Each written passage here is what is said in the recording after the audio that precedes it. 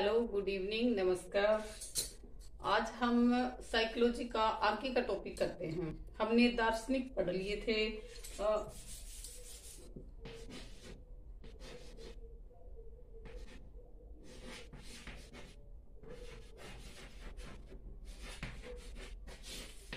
हमने दार्शनिक पढ़ लिए थे।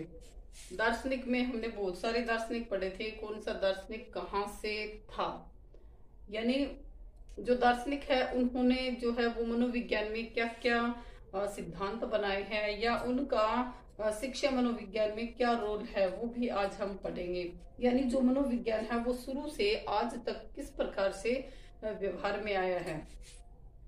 तो जो मनोविज्ञान है वो सबसे पहले, यानी जब सुकरात और प्लेटो और अरस्तु वो टाइम था, यानी ईसा पूर्व का समय था, यानी लगभग 400 ईसा पूर्व। सबसे पहले जो मनोविज्ञान था उसको कहा जाता था आत्मा का विज्ञान। आत्मा का विज्ञान, आत्मा का विज्ञान।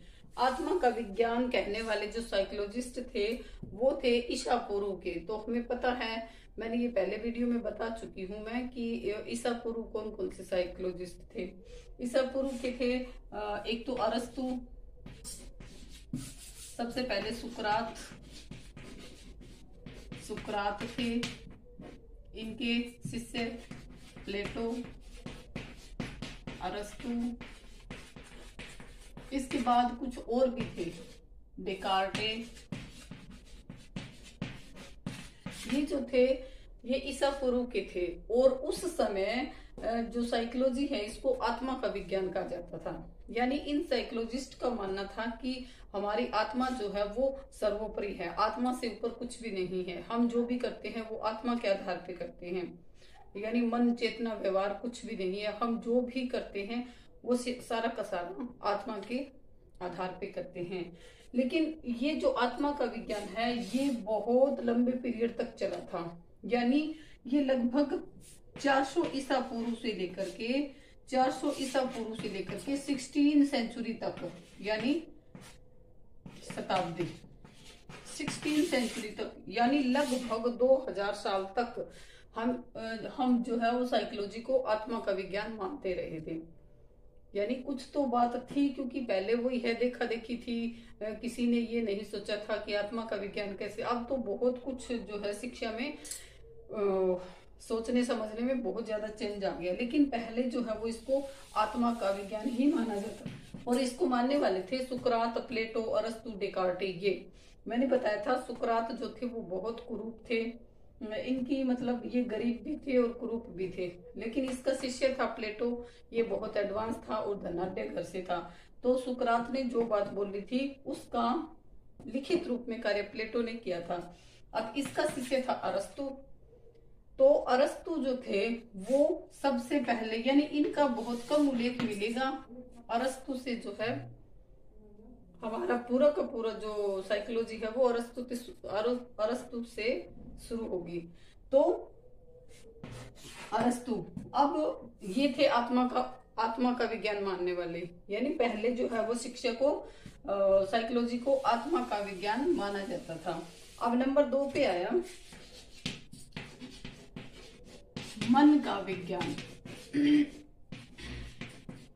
मन या मस्तिष्क का विज्ञान, यानी 16 सेंचुरी तक तो है वो मानते रहे कि आत्मा ही सर्वोपरि है, आत्मा ही ऐसे है, आत्मा के कहने पे ही मनुष्य ये करता है वो करता है, मतलब सारा कंट्रोल जो था वो आत्मा को ही माना गया था। लेकिन बाद में इस बात का खंडन करने लगे लोग, इसका विरोध करने लगे कि आत्मा किसने देखी है, हमने तो नहीं देखी है, हम तो नहीं मानते आत्मा को। तो इन्होंने कुछ एक मनोवैज्ञानिक थे जिन्होंने इसको मन का विज्ञान माना। और मन का विज्ञान मानने वाले थे सबसे मोस्ट इंपोर्टेंट, वो थे पोम्पोनोजी। पोम्पोनोजी ये इटली के थे। ये कई बार क्वेश्चन पूछा जाता है कि पोम्पोनोजी का संबंध कहाँ से है, तो इटली से थे वो। और इन्होंने कहा था कि जो साइकोलॉजी है वो मन का विज्ञान है, न कि आत्मा का। आत्मा के विज्ञान का इन्होंने खंडन कर दिया और साइकोलॉजी को मन का विज्ञान इन्होंने कह दिया। यानी दूसरे नंबर पे आई थी ये मन का विज्ञान। अब तीसरे नंबर पे चेतना का विज्ञान। चेतना का विज्ञान तीसरे नंबर पे मतलब ये सेंचुरी, ये ईसा पूर्व से चलती आ रही थी बात। ये लगभग 400 ईसा पूर्व से 1600 ईस्वी तक, और ये फिर 1600 से लेकर के 18वीं शताब्दी तक ये चली थी मन का विज्ञान। अब मन के विज्ञान को भी खंडन करने वाले बहुत सारे आ गए और इसको चेतना का विज्ञान कह दिया गया। चेतना का विज्ञान मानने वाले थे विलियम वुंट, विलियम जेम्स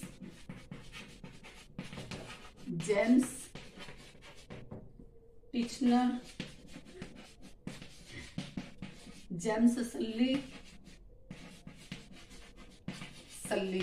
मतलब ये कई जो वैज्ञानिक थे ये इसको चेतना का विज्ञान मानने लगे। यानी पहले था कि आत्मा ही सब कुछ है, फिर आत्मा के विज्ञान का खंडन करके मन का विज्ञान आ गया, और मन के विज्ञान का फिर खंडन किया। मतलब लोगों ने मानना बंद कर दिया कि मन को किसने देखा है, मन पे हम कंट्रोल कर सकते हैं, मन ऐसे है वैसे, मतलब इसको भी नकार दिया, इसका भी खंडन कर दिया और स्थापित कर दिया चेतना का विज्ञान। यानी अब जो आत्मा का विज्ञान था वो चेतना का विज्ञान बन गया।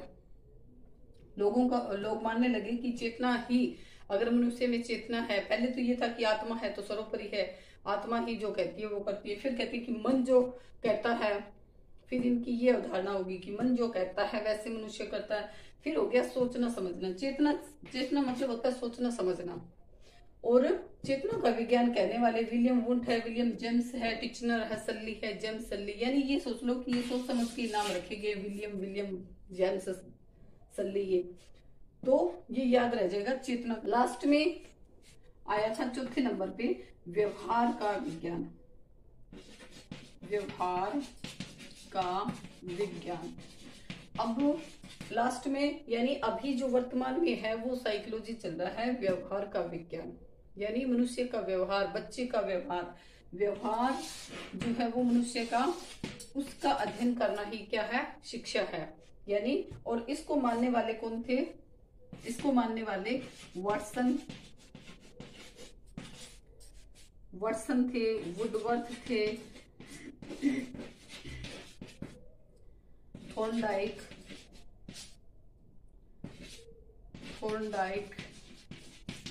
स्किनर, ये सभी जो है वो इसको व्यवहार का विज्ञान मानते हैं।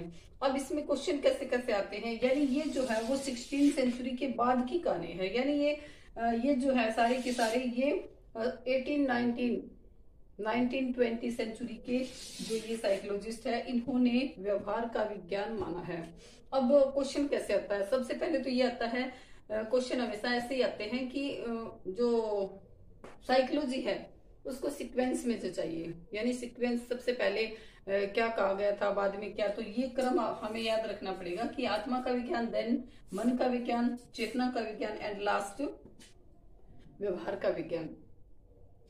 और इसमें फिर साइकोलॉजिस्ट पूछे जाते हैं। अब क्वेश्चन ये आता है कि मतलब आजकल है ना रूटीन चेंज हो चुका है, पेपर इतना आसान भी नहीं आता।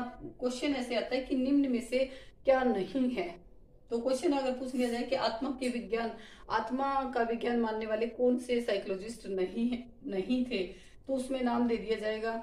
जैसे तो हमें तीनों, इसके 3 थे तो तीनों याद रखने पड़ेंगे कि ईसा पूर्व के कौन से थे।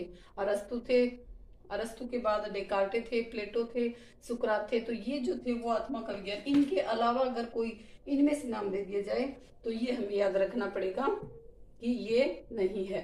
अब मन को रिलेट कर लो आप। मन यानी मस्तिष्क, हार्ट से, तो हार्ट कैसे करता है पंपिंग, तो पंपोलॉजी, इसकी पंपोलॉजी होगी चेतना। अब चेतना यानी चेतना का अर्थ होता है सोचना समझना, और सोचना समझना ये मान लो कि सोच समझ के किसी का नाम रखा गया, तो विलियम है, जेम्स है, ये सोच समझ के नाम रखे गए, तो ये याद रह जाएगा हमें चेतना का विज्ञान, यानी ये साइकोलॉजिस्ट थे।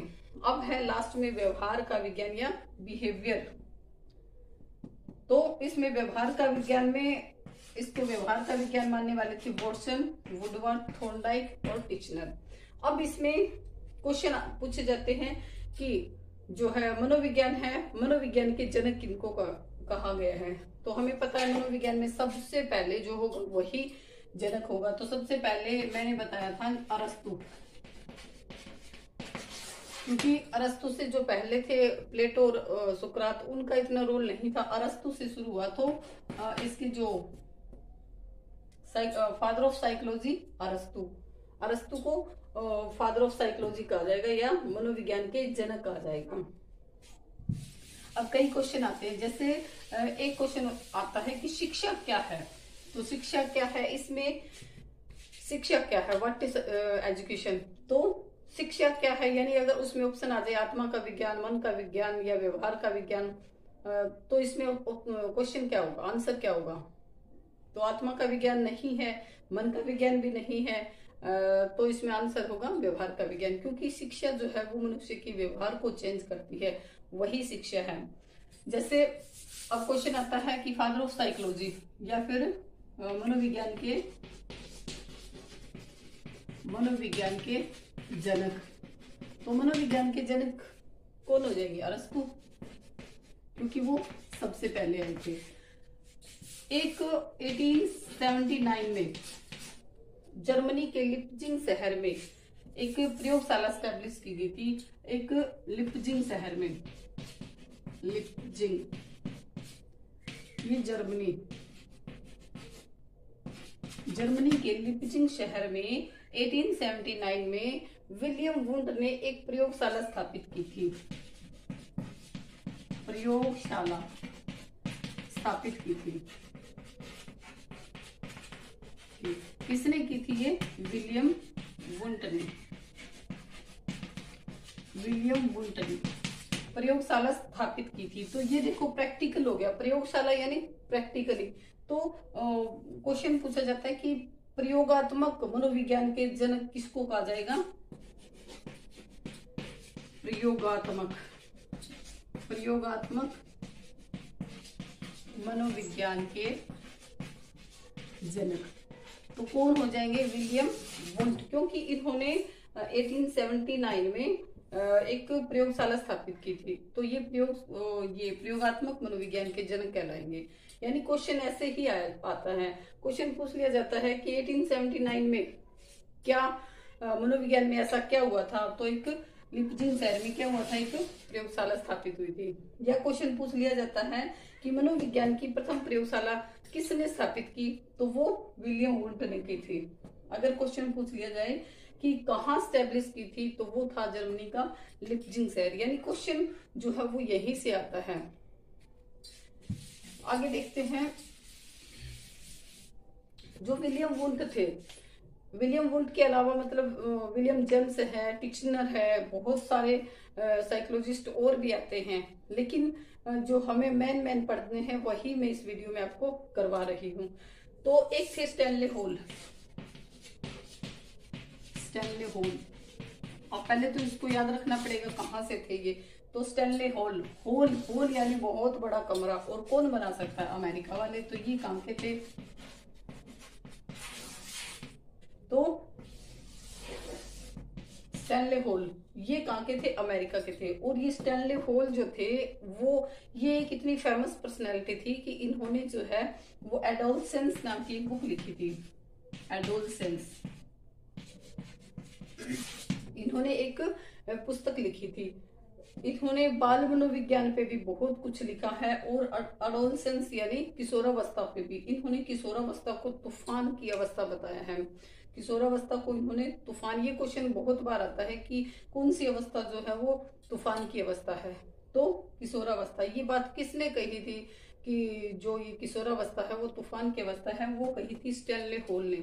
तो इस प्रकार से एक वीडियो और बनाऊंगी, उसमें मैं बहुत कुछ सारे के सारे जो साइकोलॉजिस्ट हैं उन्होंने कौन से सिद्धांत दिए हैं इस हिसाब से। तो आज इस वीडियो में इतना ही। मेरी वीडियो को लाइक करें, शेयर करें एंड सब्सक्राइब करें। Thanks, have a good day.